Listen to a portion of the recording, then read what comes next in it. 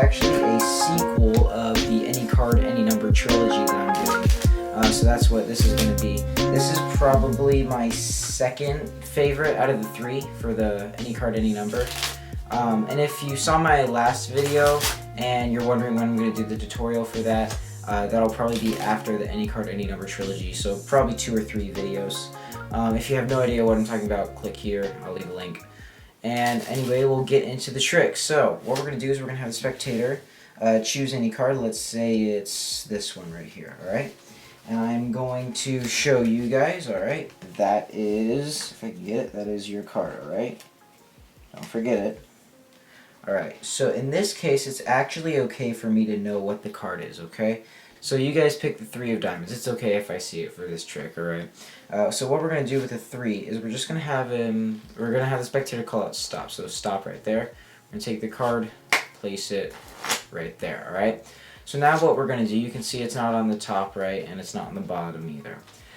So what we're going to do is we're going to have the spectator actually just touch the back of any card. So let's say they touch the back of this card right here, alright? Now, this card is their card, the 3 of diamonds. It's not this one. There's a card on top of it that's invisible, so that's why you can see the card through it. But I'm actually going to hand it to them, and I'm going to place it down right there. So that's their invisible card, alright? It's pretty amazing that they found it, actually. It's kind of lucky, but then again, it's invisible, so what do they know, alright? But what we're going to do is we're going to have the spectator name any card in the deck, or not any card, any number. Let's say between, I don't know, 5 and 40, alright? So any number between 5 and 40, let's say 21, alright? And we're going to go 1, 2, 3, 4, 5, 6, 7, 8, 9, 10, 11, 12, 13, 14, 15, 16, 17, 18, 19, 20. We're going to flip over the 21st card. It's not the 3 of diamonds, it's actually the 3 of spades, alright? And the reason it's not the 3 of diamonds is because it's right there. That's their 3 of diamonds right there. So we're going to take it and we're going to place it in the 21st position right on top of their 3 of spades. And the reason you can see the 3 of spades still is because the 3 of diamonds is invisible, so you can see right through it.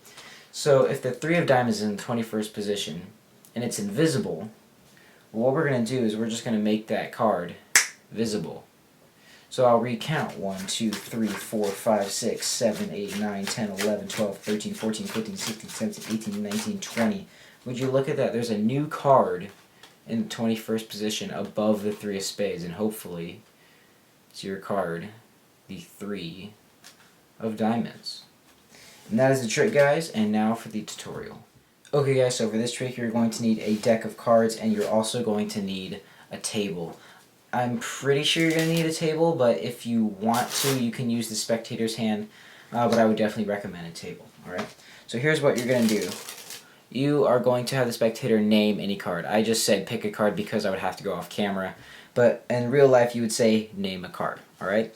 So they name a card, let's say it's the 2 of spades, alright? 2 of spades. So what you're going to do, it's right there, alright? Let's choose a different card actually. Let's do Jack of spades, alright?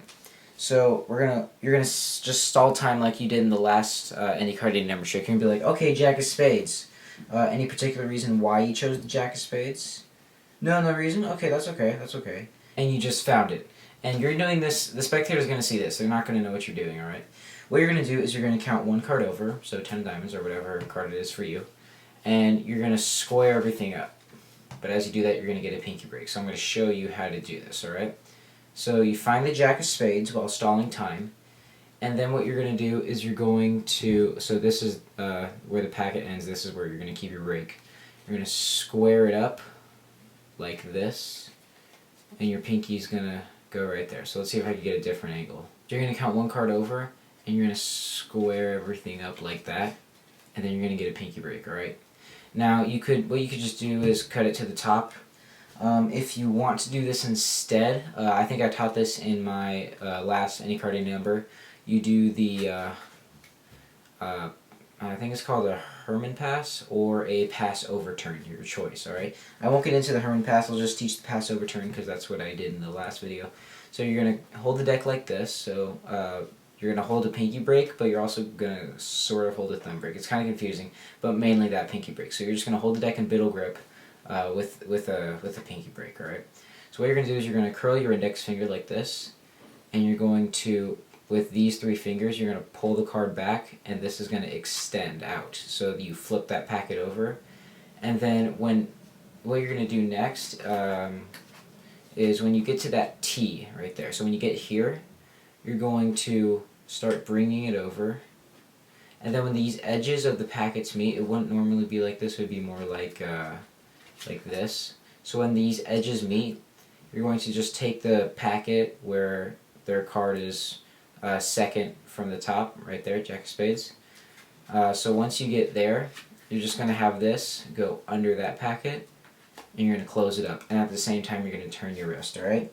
So it'll most likely, I'll just take that, it'll most likely look like this, alright? So, like that, alright?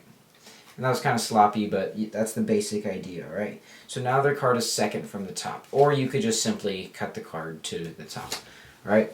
So once you have the card second to the top, what you're going to do is you're going to have them touch the back of any card. If it could be any card as long as it's not these two, but that's highly unlikely that'll happen. So let's say they tap this one, or you're not going to put it on the table, you're just going to keep it here, and you're going to say the whole invisible thing, how that was their card. It's not this one, but it's the one on top, which is invisible. You're going to place that in the spectator's open palm like this, and then you're going to close everything up. And what you're going to do next is you're going to get a break, pinky break, underneath these two cards. So a good way to do that is to spread through the cards again, and then as you square up, get a break right there. Or you can just riffle up the back like this, or you can just push off two cards and bring it back, kind of like you do with one card, but you're just doing it with two cards instead, alright? So your choice, any way you want to get a pinky break underneath the top two cards. But when you do that, you may have noticed that I was dealing like this rather than like this, and there's a purpose to that, alright? So with that break there, you're going to take both of these cards, and I should say this, you should probably say 5 to 45, because it cannot be 2 or 3, alright? So just to make sure that never happens, it's got to be greater than 5. So if they say 6, I'll show you what that is, alright? So it'll go 1, 2, 3, 4, 5, 6, and you never saw what happened. And I'm going to show you what happened right now, right? So what happened was you're going to deal down both of these cards at once, keeping them square. So you don't want to reveal that. And if you dealt like this, then you would obviously flash that. So that's why you deal like this, alright? And what you do is you just lift off from the break, and this pointer finger is very, very important, because as you set it down, that's the last thing that's going to leave, alright? And then what you're going to do is, to make it seem natural, you're just going to keep dealing cards like this. And what's great about this is that, I'll show you what I mean. If you deal cards like this, if this is all squared up, alright? And when you deal cards like this, it'll keep it unsquared, or that's not a thing, it'll flash that card, okay? And if you just deal it like this, and here, let me do that better. You deal it like this, and if you just drop cards, like, I don't know, half an inch on top, and you want to do it kind of sloppy, kind of like this, alright? And it won't really separate those two cards because you're just dropping them, you're not dealing them on, alright? So, let's just, I forgot what number I was going to say. Let's just say it's this card right here. You're going to turn over, let's say that this is 23. I don't know that it is, but let's say this is the 23rd card, and you're going to flip it over, right? And you're going to say, no, obviously that's not your card, because you're still holding on to it. You're going to take the invisible card from them, place it on top, explain how you can still see this card because there's an invisible card on top. You're going to square everything up. You're going to place it on top of that face-up card. And then you're going to say, now, snap my fingers, it's visible. You're just going to recount 23 cards, or however many it is. So, let's just find it there. And then once you get to the number, you're going to be like, look, there's a new card in the 23rd position. Once again, I'm just using this as an example. And you say, and it's actually your card, the Jack of Spades. And what this basically works, because this is the basic concept. Let's say the 10 of diamonds is on top, and you count 8. 1, 2, 3, 4, 5, 6, 7, 8. Now it's on the bottom.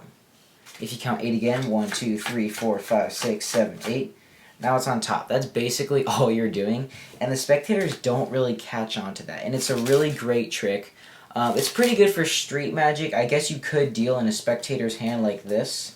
but there's just more of a chance that you might flash those two cards together.